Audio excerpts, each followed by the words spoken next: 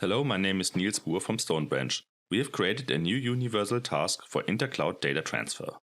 In this short video, I'm going to demonstrate how you can use this new universal task to transfer data to, from and between any of the major cloud providers, without the need for any intermediate storage system.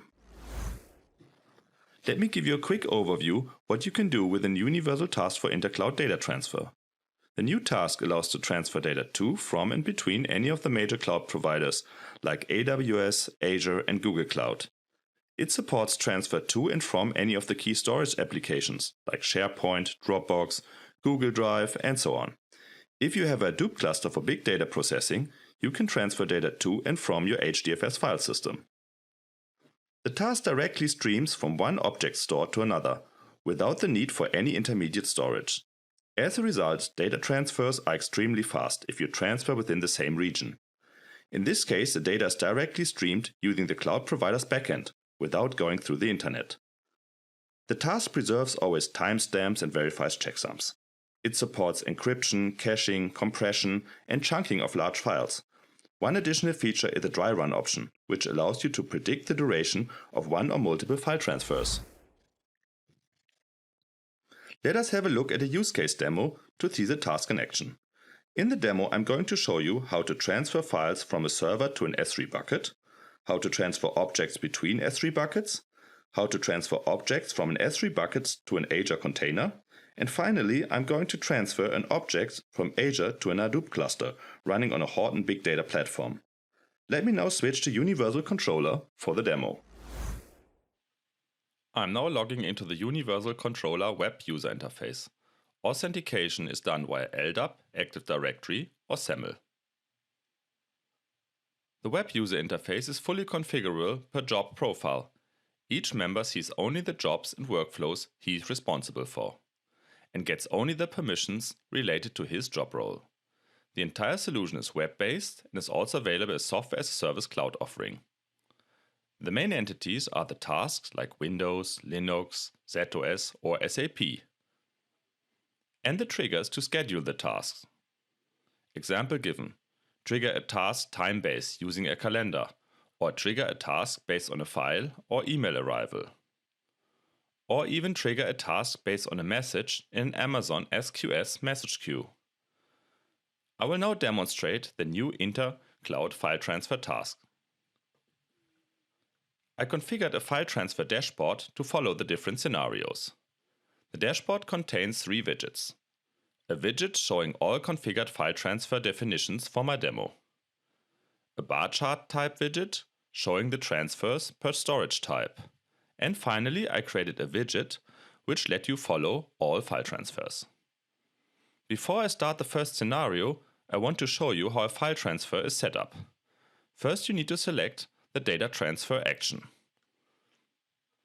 The supported actions are copy or move data, list objects, list directories or object store, remove objects, remove an object store or directory. In the source or target storage type list box, you select the storage type like AWS, Azure or Google. With the filter type option, you define regular expressions based include-exclude filters to select the data to transfer. One nice feature is a dry run option, which lets you simulate your file transfers, so you get informed about the assumed file transfer duration.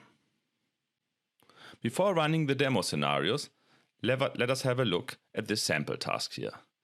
In the task, which is shown here, a file is transferred from the S3 bucket StoneBranch PM to an Azure container StoneBranch PM.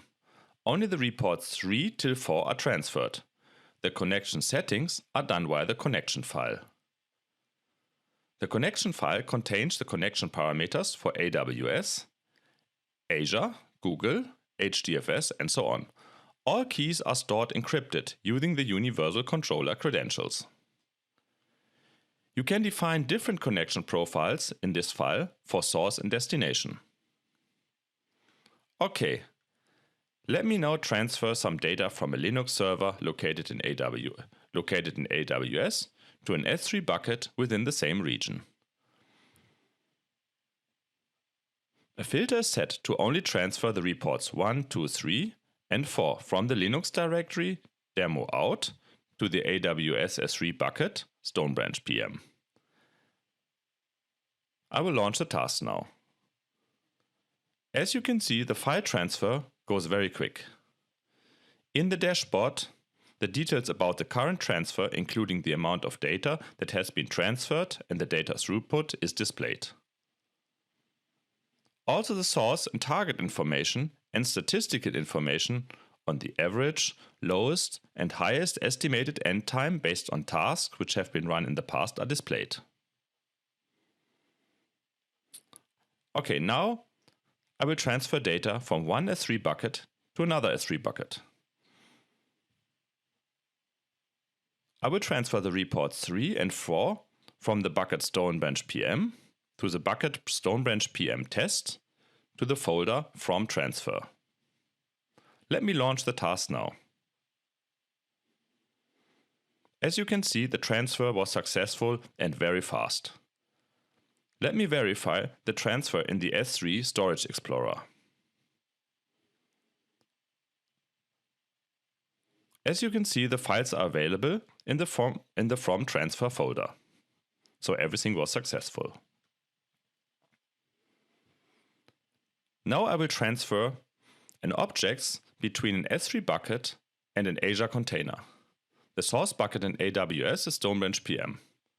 The target Azure container is also called StoneBranch PM, and I transfer to the folder incoming. Let me launch the task. While the task runs, you can track the process. The screen gets refreshed automatically. However, you can also refresh it manually like I'm doing at the moment. As you can see, the task ran successfully. Let me check in the Azure Storage Explorer if the file have really arrived.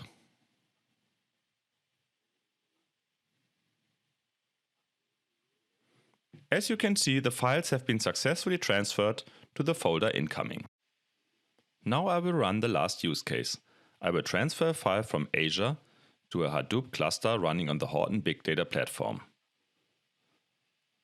I will transfer the reports 3 and 4 from the incoming folder in Azure to the HDFS file system folder demo in.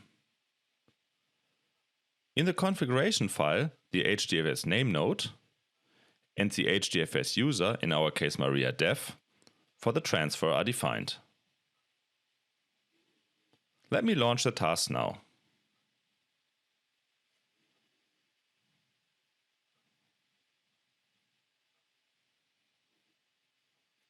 As you can see, the transfer was successful.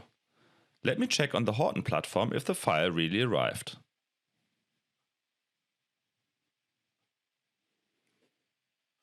As you can see in the Ambri GUI, all files are available in the HDFS folder. Instead of accessing the Horton platform, I could also run the task to list the HDFS directory from the controller.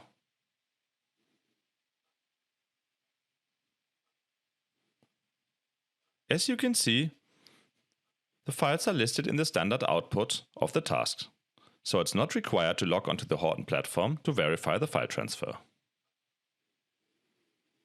Let me summarize. With a new universal task for intercloud data transfer, you will be able to copy or move data between any cloud storage provider without the need for any intermediate storage system. It also supports transfer to the Hadoop file system and to major applications like SharePoint, Dropbox, etc. You can set regular expression-based include-exclude filter rules to select the files to transfer. The task always preserves the timestamp and verifies checksums. It supports encryption, caching, compression, and chunking of large files. And you can perform dry runs to simulate your data transfers. I hope you've enjoyed the demo. Thanks a lot.